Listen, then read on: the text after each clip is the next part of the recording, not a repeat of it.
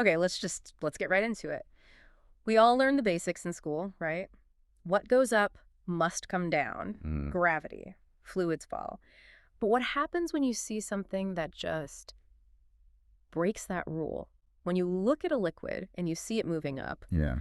we're doing this deep dive because one of our sources described exactly that. They saw it and said they were forced to, quote, doubt all the laws of Newton. And that feeling, that shock, is really what we're digging into today.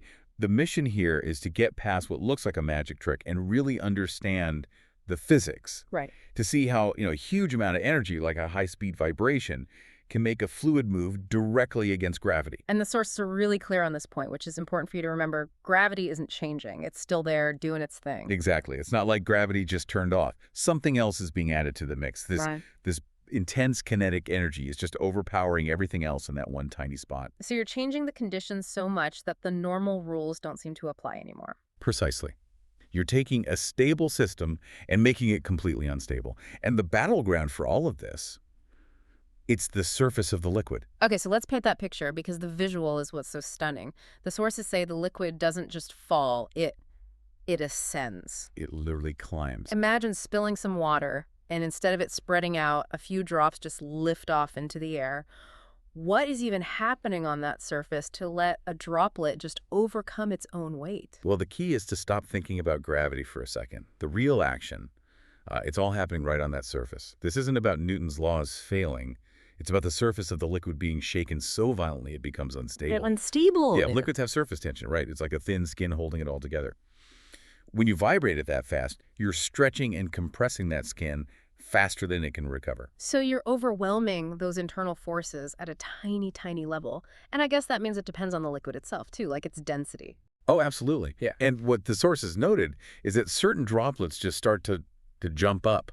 They're not floating. They're literally being launched off the surface before gravity has a chance to pull them back down. It's less like anti-gravity and more like a tiny, super fast catapult. That's a great way to put it. So if this is a known effect, there has to be a name for it. What's the mechanism? There is. And what's fascinating here is that we've actually known about this since the 1830s.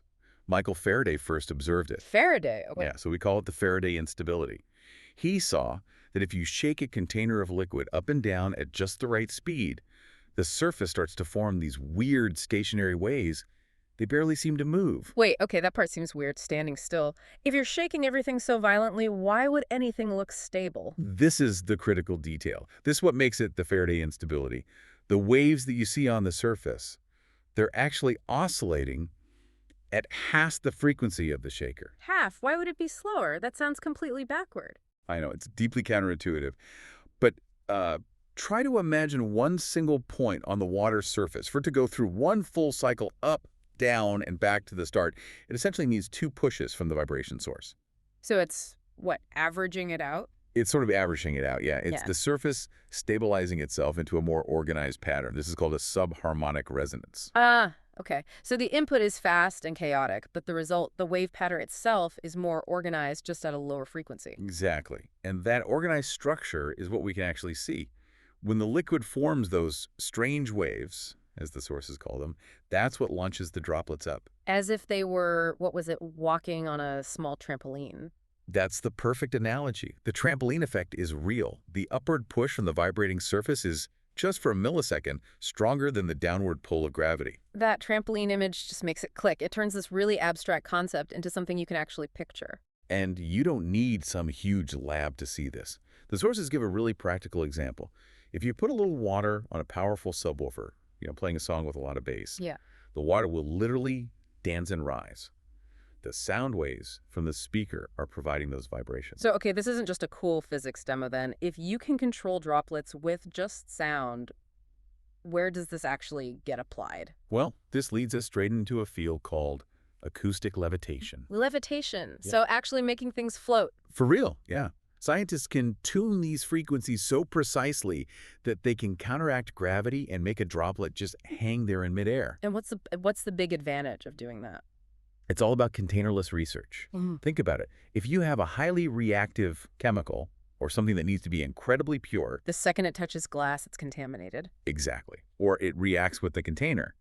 But if you can suspend it in the air using just sound waves, you've completely removed the container from the equation. It's huge for material science. That makes total sense. You create this perfect little bubble for your experiment.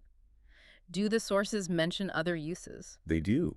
You can also use these devices to simulate microgravity right here on Earth. Like being in space. Sort of, yeah. You can tune the acoustic field to control all the forces acting on the material, mimicking the conditions on, say, the International Space Station. It lets you study how things crystallize or solidify without gravity messing things up. Okay, this is where it gets really interesting for me. The sources connect this one specific thing, water floating, to this bigger sense of wonder. Mhm. They compare it to things like light bending around a planet or diamond rain on other worlds. It's just a reminder that nature is, well, it's full of surprises. It really is. It speaks to a kind of humility you need in science. We have these fundamental laws, but the way they play out under extreme conditions can create things that just defy all common sense. And there was that one line in the source material that really stuck with me. Which one? That half the things we see around us aren't fully understood until after tens of years of experiments. That is such a powerful point. It tells you that even with something as simple as water and vibration, the complexity is so immense that it takes decades to really get it. We can name it Faraday instability, but mastering it is a whole other story. It's a lifetime of work. It is. Mapping out the subharmonic frequencies, the material density, the precise pressure fields. Yeah.